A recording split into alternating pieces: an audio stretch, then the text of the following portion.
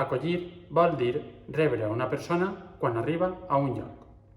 També protecció i cura que s'ofereix a qui necessita ajuda o refugi. En el PSPV del PSOE creiem fermament en les dues definicions.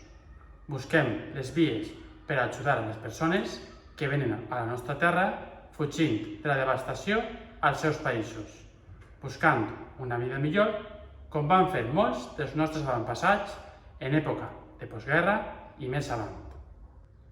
L'acolliment d'infants és el que més ens sensibilitza. Per desgràcia, hi ha xiquetes i xiquets que viuen enmig de conflictes bèl·lics o en territoris on hi ha carències de recursos naturals per a viure amb uns mínims de dignitat.